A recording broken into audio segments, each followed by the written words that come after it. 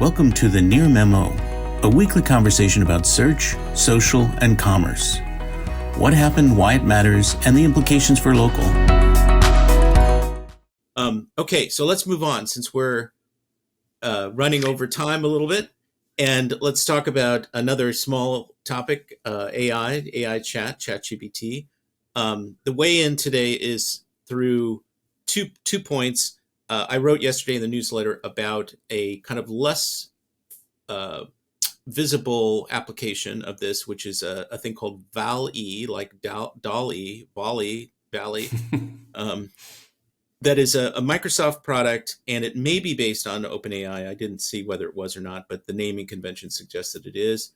And what it does is it takes a snippet of somebody's voice, can be very short, up 3 seconds, could be a recording, could be an actual sort of live recording, and it then will translate that into text to speech. So you can talk for 3 seconds or a little bit longer, and then they can take that sample and turn it into some, you could read War and Peace theoretically with that in Tolstoy's voice. Well, not unlikely, but yeah. But it opens up all kinds of implications for customer service, for sales, for scams. It's very interesting. There are demos. If you go to the newsletter and you go to the link, if you go to the article under news, then you can listen to the demos. And it's pretty impressive, and it's really interesting. And Mike, you pointed out this is not unlike, it's somewhat different, but not unlike what Apple's doing with voice narration for audiobooks, which are surprising. I sent those samples over to my wife, who listens to a lot of audiobooks, and so she's very critical of the narrators, and she was incredibly happy with the quality of the narration that she heard from those synthesized, mixed, based on a human, generated algorithmically.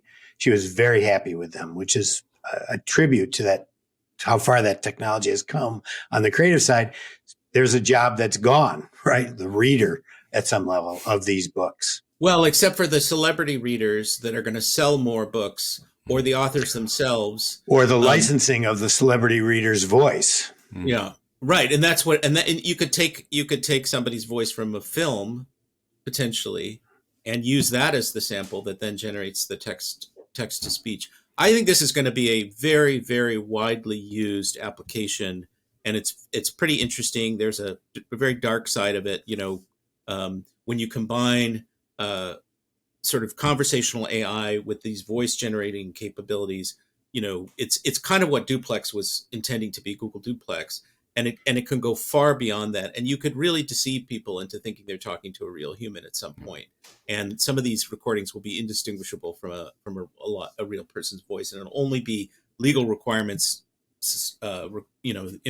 mandating a disclosure that you're not talking to a person that will keep people. I mean, think of all the seniors that'll be duped, or me, as the case may be. I've now been scammed twice with gift card scams, I hesitate to admit.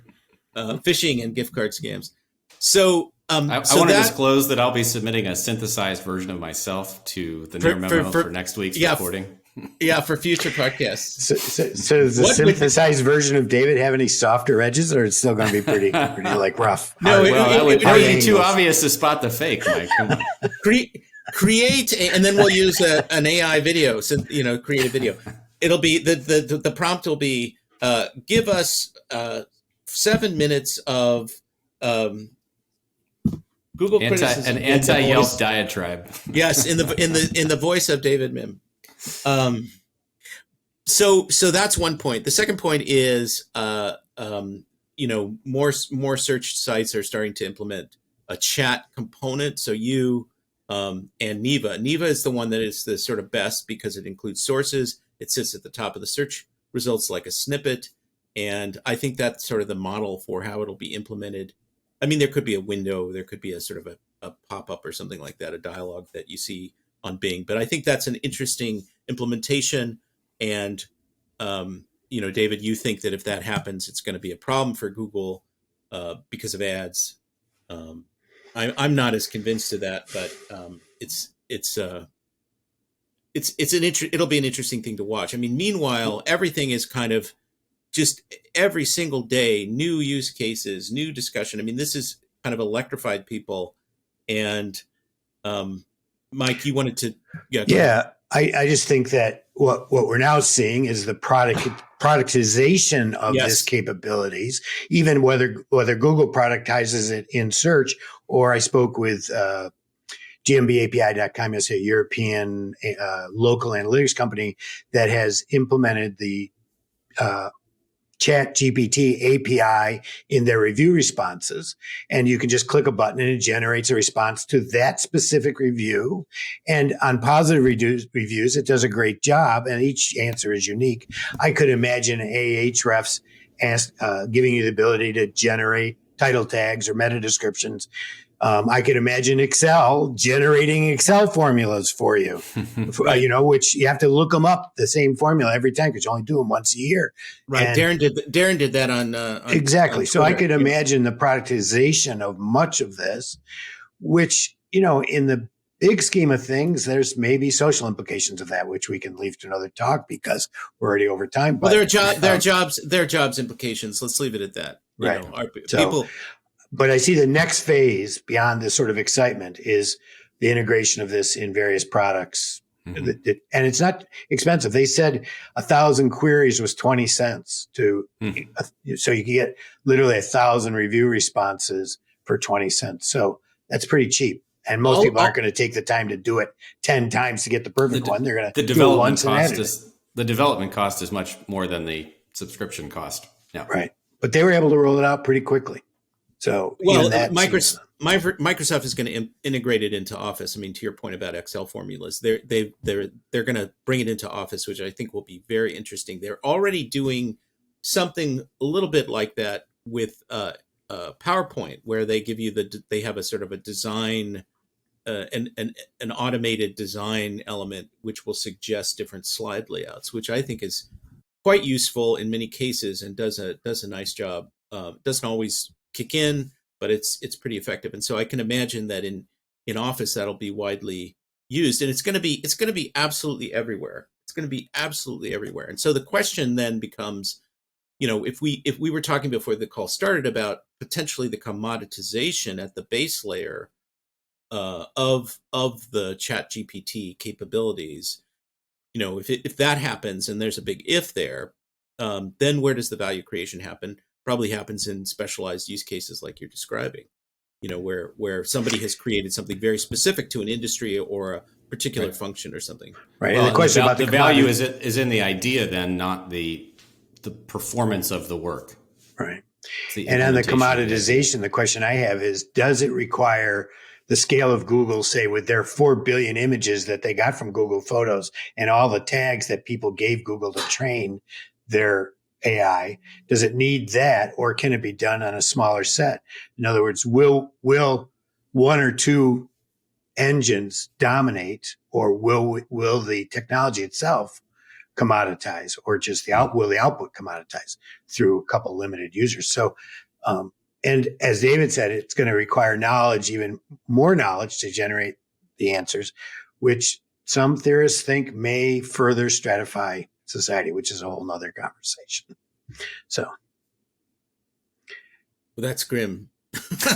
Well, I think that every existing company that has a software tool will have some AI element, machine learning element that's integrated. Right. I mean, Adobe's doing it. Everybody's going to do it. Well, I'm waiting for the day when chat gets a whole lot better, because it still sucks on websites. I can say that. It's like, geez. You're talking about consumer facing support on chatbot with chatbots, which are the world's most annoying technology right now. I think it is going to get better. Chatbots are currently mostly FAQs, and it's a decision tree. They zero in on certain keywords and then send you down to a standard, a pre-digested answer. And that's why it sucks. It's like going through an IVR phone tree or something like that. It will definitely get better. And, I think that there's a lot of good that will come out of this, but in terms of convenience and access to certain kinds of things that we didn't have access to before. But I think there'll also be a dark side, like everything. I had a debate not a really debate. I had a discussion on LinkedIn this morning about the application in the legal context of this. I mean, I was a lawyer for 10 years, and I could easily imagine some specialized version that had digested case law, right, where they put in all these cases into it, being able to spit out some preliminary, used for research and preliminary sort of writing, draft briefs, draft motions, integrating case law and what the cases stand for that you just edit. So it represents there a convenience, a sort of leveling perhaps of some of the playing field for some smaller firms, but at the same time a de-skilling of lawyers, of junior associates who would otherwise be doing that research and initial drafting of things. You can maybe use a paralegal to do it, and you don't need two junior associates to do it anymore. So it's a cost saving thing, I suppose. And the flip side is it makes it easier to start your own firm. Right. So for small firms, there could be great benefits, and I'm sure all these research vendors that work with lawyers are going to offer many different products. But it'll be really 10 years from now, the world will be very different, I think, than it is So today. Closing note on this, I grew up in a Jewish family, as did you, Greg, and we were from birth trained that we either had to be lawyers or doctors. I grew up, though, I matured in the late 60s or 70s where the modus operandi was to say fuck you to our parents and do something totally different. You, unfortunately, didn't get that memo and spent 10 years as a lawyer. Yes, it was most unfortunate, although there are some benefits that came from that. So we'll leave that for another time when I dictate my memoir or ChatGPT. Join us for the 8th spinoff of the Near Memo, talking about Greg's legal career. Episode 1001. Yeah, all right. In which Greg has to write a brief in an hour. So, all right, everybody, we have enjoyed speaking at you, and we will do so again next week. Tell your friends about the newsletter, and listen to the podcast, download the podcast, and as always, give us feedback if you dare, and we will see you next time. Enjoy the long weekend, everyone. Thanks for joining David, Mike, and Greg. To stay on top of the latest developments in local, subscribe to our newsletter at nearmedia.co. We'll see you next week.